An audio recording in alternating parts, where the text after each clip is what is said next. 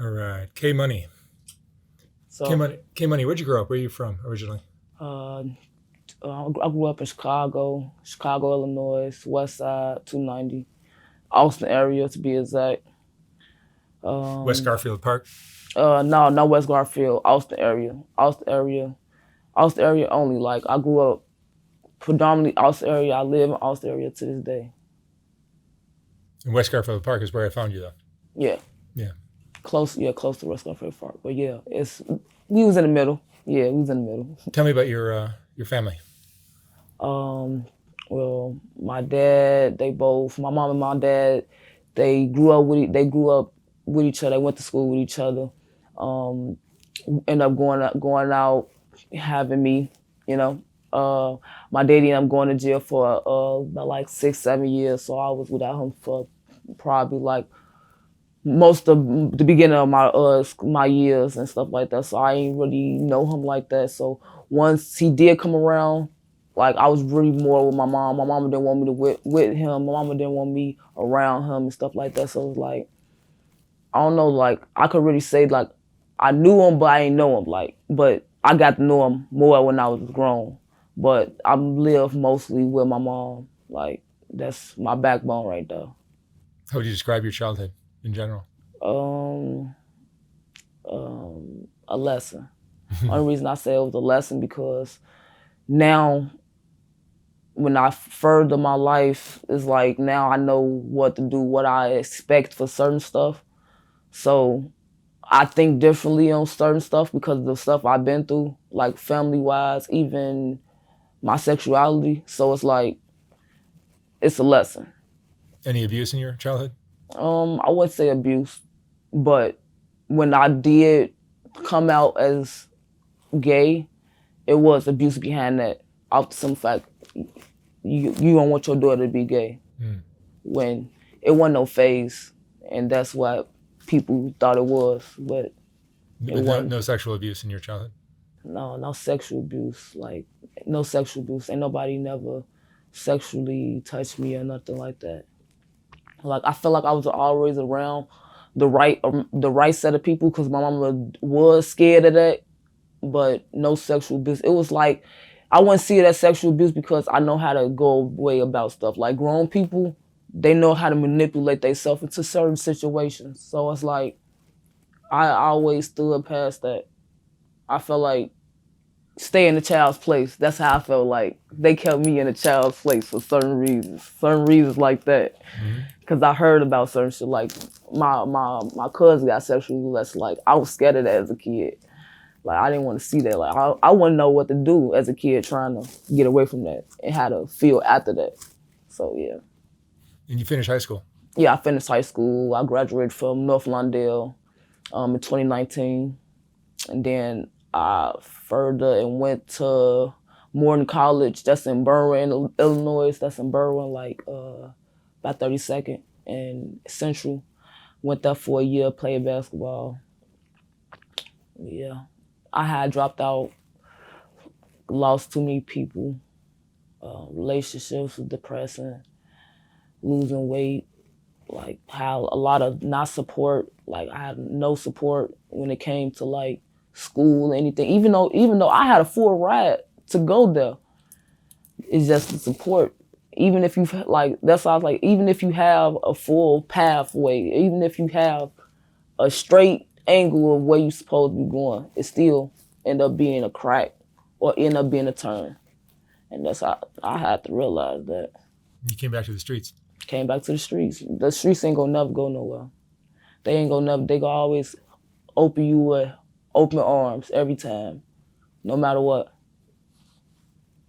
You're 20. How old are you now? 21. 21. I just turned 21. And you're. How do you survive now? Selling drugs. Selling drugs. That's what everyone's Selling doing. drugs. Selling drugs, getting by. Cause it's eat or be ate. This is Chicago.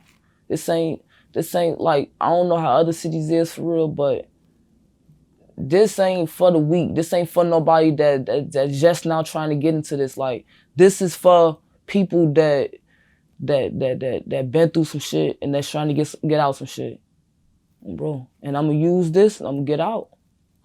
Selling drugs is something that people do every day.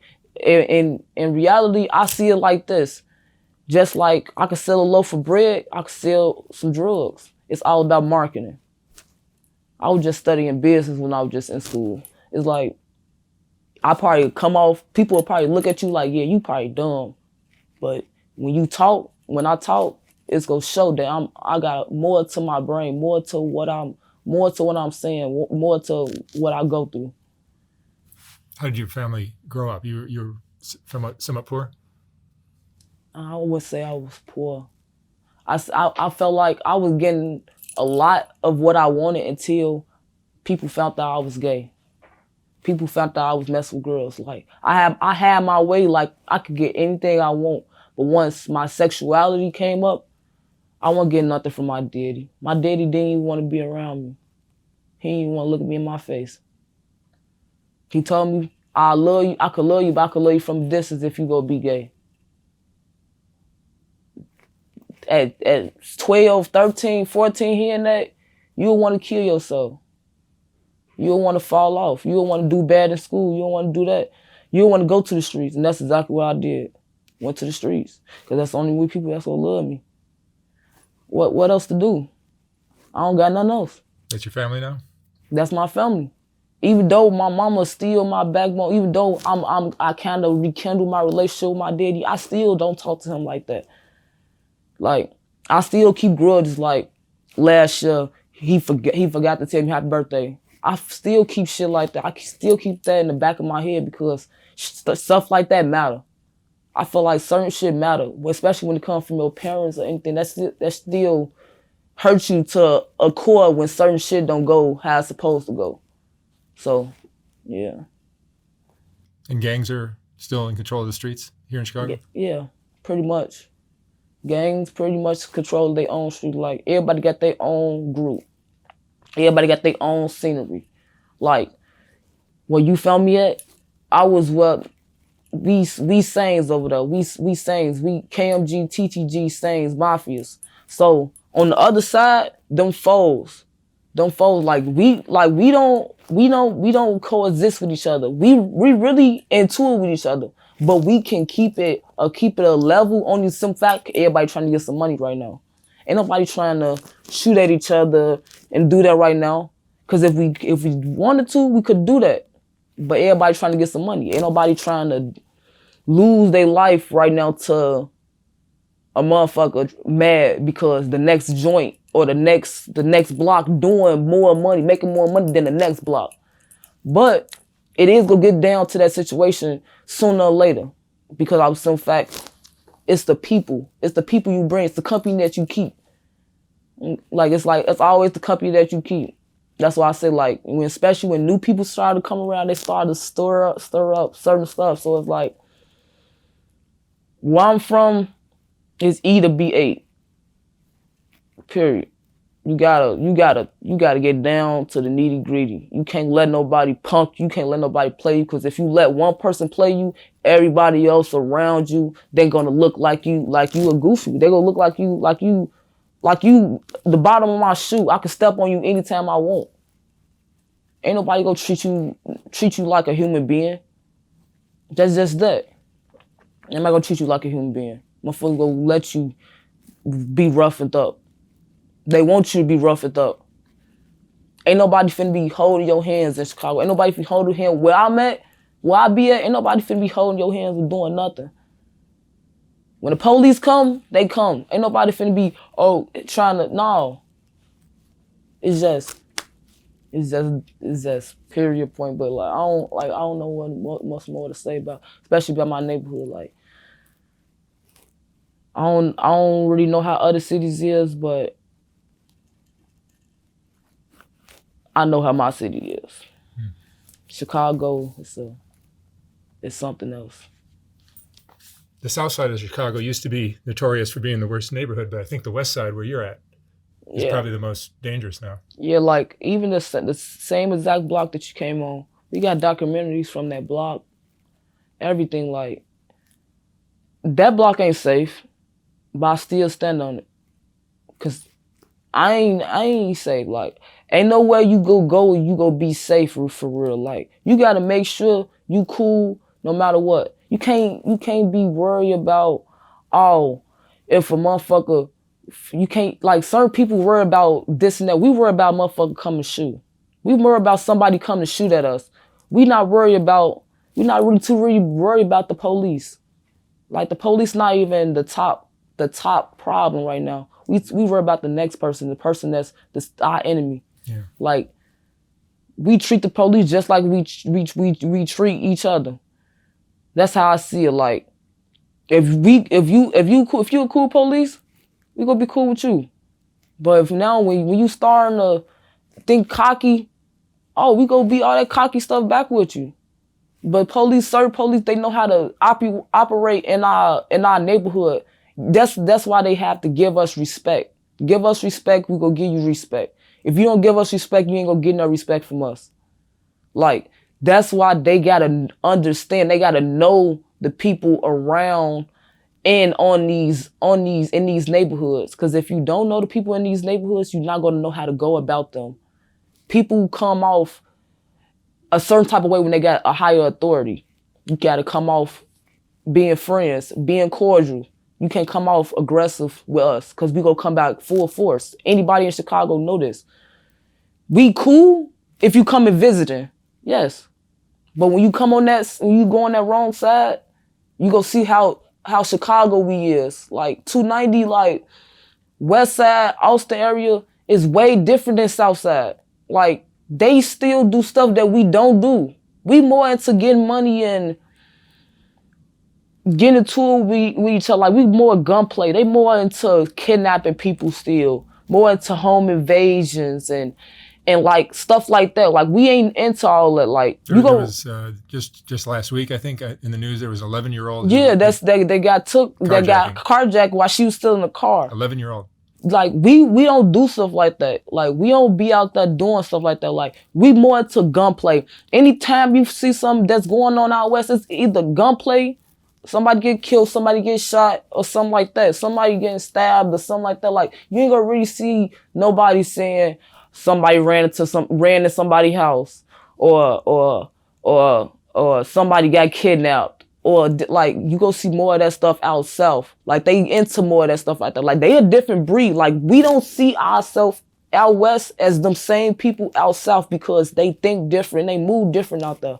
They gotta move different out there. I lived out there before. Like I lived out there with a female before. Like so I know the people out there, they ain't like out west people. And I could actually say they not. Off the simple fact when they come out here, I got people that live outside. When they come out here, they look at us and they think like, how's they even doing all this stuff? They can't stand on their blocks out south. They can't hustle and sell drugs out south how we do out west. They can't do that because it's a whole different operation out there. It's a whole different task force. It's a whole different police district out there. Yeah. They enforce stuff different out there because of the violence that they put on themselves in early years. So it's like I feel like out west got more leeway, but we more dangerous, period. Off the simple fact, the people that we got behind, out west, like out south is still dangerous. Ain't no doubt about that. Like Southside, they still dangerous. They indicting them though because it's like they've been doing this for a long time. Out south been doing this for a long time. Out west really just got on to like really selling drugs. If you think about all our drugs out south, all our drugs is really coming from out south. In reality, because they've been doing it. Like we had drugs out here, we had certain stuff out here, but all that stuff started out south. All the drug population, all that stuff started out south. We only had like little stuff. We mostly gang banged out here. It was mostly gang banging out here, mostly shooting out here. We wasn't trying to get no money for it. Everybody was getting money off the phone. And wasn't nobody standing on no joints. Man, everybody got joints now. Everybody sell weed. The weed low now. Like the price is low on weed right now. So it's like everybody making money. Everybody trying to make some money off drugs. Like it became a trend now.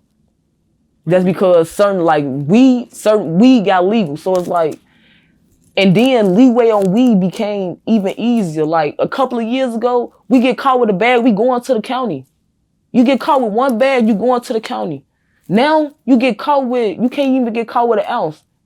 If you get caught with an ounce, or if they see you with an ounce, oh yeah, you going to jail. But anything less than an ounce, you could have 26 grams on you. You go get away.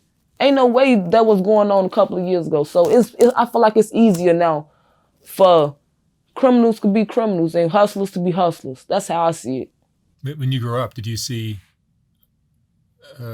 any role models of things you could have done with your life? I feel like doctors, lawyers, nurses, anything like that? I feel like I had certain role models in my family, definitely. Because my mama, like, she always worked. Like, she worked I'll give it to that lady. She worked her ass off to provide, because it's for us. It's for us. She never had nobody for real. She always made sure we were straight. So it was for us. It's me. I'm the middle child. I had an older sister, and I got a twin little brother and sister. So she had to make a way for us, especially when my daddy left me how he did. So it's like, I wasn't getting stuff I was getting no more. So I went to the streets to go get it. I wanted those new pair of mics that came out next week. My mama wasn't gonna be able to give it to me because she gotta pay bills. She gotta put food on. So she bought me little shoes, probably three pair of shoes a year on the school year.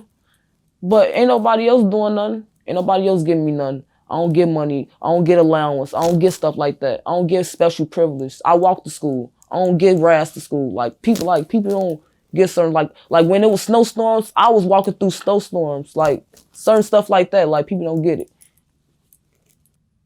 What are you afraid of? I don't know. I don't feel like I'm afraid of nothing. For real. I'm really ready. Like, only reason I say I'm not afraid of nothing because the life I live. It made me not want to be afraid of nothing. It made me want to go at everything. Because at the end of the day, you're going to have to face that shit regardless. That's how I see it. I got to go at it because I'm going to have to face it. Either way, I'm going to have to face it. So it's like, go at it or just procrastinate. That's how I see it. If you don't go at it, you procrastinate. You stopping what's going to happen in the first place. You stopping what's going to go on anyways. So I feel like I'm not really scared of nothing. I used to be scared to die. I ain't scared to die no more. Just off the life I'm living. I ain't scared to die. I live this for a reason.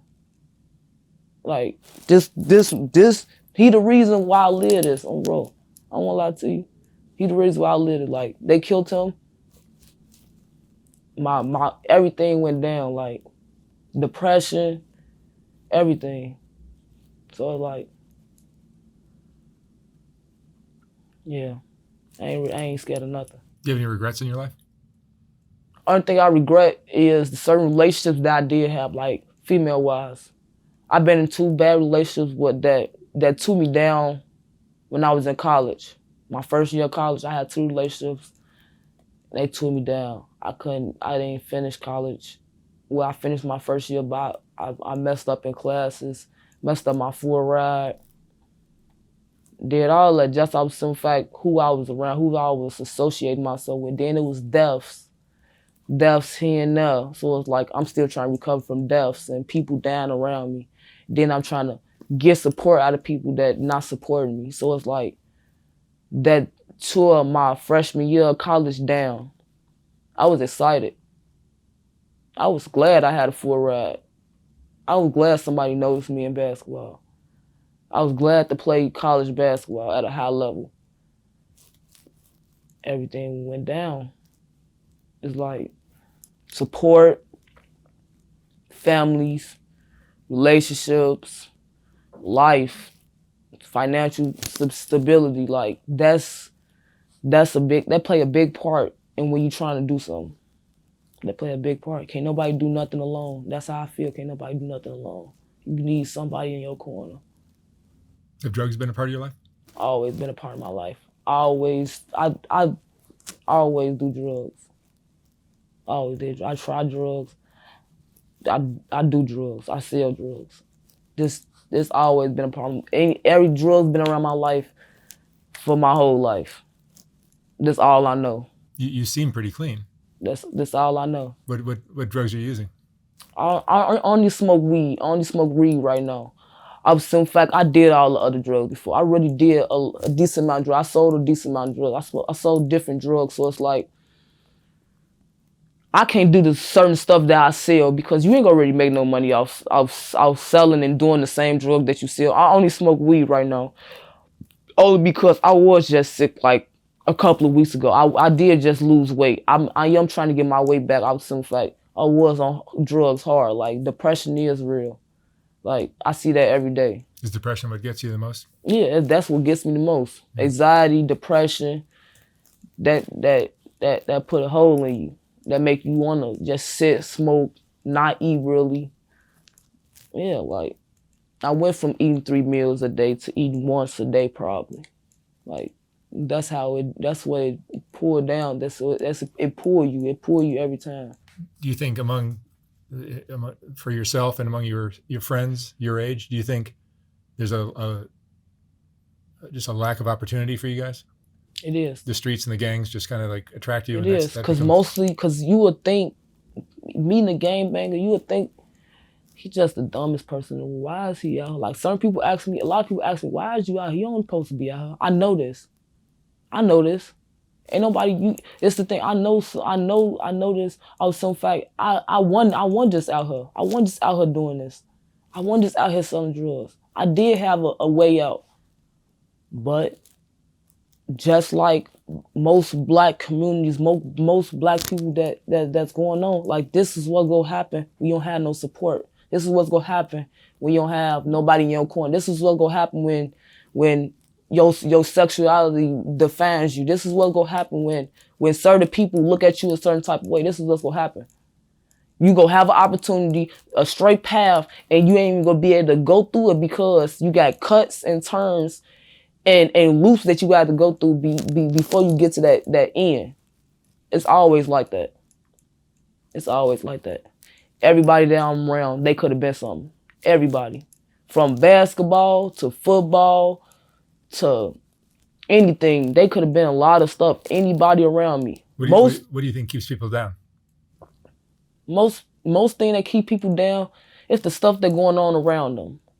It's either you trying to be like the next person, or you just don't have no type of financial support. You don't have nobody in your ear that's pushing you, that's doing this, that's telling you, oh no. Because a lot of these gangbangers right now, they not telling a 14-year-old boy to not hustle. They ain't telling that 14-year-old boy to go to school. A lot of people not. A lot of people putting these packs in these boys' hands, putting these guns in these boys' hands and telling them do what they want to do. Cause that's already where they head at. They just need the motherfucker to put that shit in their hands. So it's like when that happens, it's like fuck trying to be a basketball player. Forget trying to be a football player. I'm getting money right now. That's all about. People want to buy the latest shoe. People want to buy the latest designer. That's only people hear that. People want to be famous. People want to have money, but people don't want to take the certain routes, the real legal routes to do it. They want the fast money, the easy money, the money that you could get. Long-term gratification. Yeah, that concept to you guys. They want that and street credit. Some people care about street credit. Some people care about their name. See, you only get a name when you make a name for yourself. If not that, you just gonna have your name. Your real name. Everybody's gonna call you by your real name. If you don't have no like nickname or something, or somebody don't make you a name, it's like you really out here. You really a nobody out here. You really don't got nothing going for yourself if you in the streets for real. Now, if you not in the streets, me calling you your name is okay. But if you in the streets and you don't have no certified name out here, ain't nobody gonna look at you as a money getter. They gonna look at you as a goofy. You don't got no money. You ain't know nothing. You ain't gonna kill nobody. That's how they gonna look at you. Like I got a real name. Everybody else gave me names. I go by K Money. I just got a new name, Coochie Mane. K Moolah, like K number 9, like certain stuff like that. Like it's off what the next person see you as. I got K Money off me getting money. That's the only thing I was trying to do was get money. That's the only thing I am trying to do is get money. Now, if somebody try to get in my way of that, hey, I don't know what I'm gonna do. But that's the only thing my mind at. Certain game bangers ain't like too much into really game banging. They more into getting money. Like, what would you say is the most important lesson you've learned in your life, in your 21 years? That your world could crash down at any moment. Everything could be so good, but it could be that one moment, everything could just, it could feel like nothing that just happened was even compare to what just happened. Like, nothing that just happened 5 minutes ago could compare. Like, say if I'm doing something that's so good, I just had a good game, but as soon as I just get out that game, I get a call saying somebody died. That just made that good game I just had, that 30-point game I just had, turn into a nightmare. I don't even give a fuck about that 30-point game. That ain't even my least concern. I'm thinking about the person that just died now. Now, I'm going to school the next day, not even caring that everybody happy that I had a 30-point game. I'm not even happy that I had a 30-point game. That's my least concern now. I got different concerns now. Now somebody died that hurt my heart. So now it's tearing me down when really I should be lifted up. But certain stuff like that tear a person down when that's the only thing that's around them. You can't feel good when it's bad happening. It's bad happening a lot down here.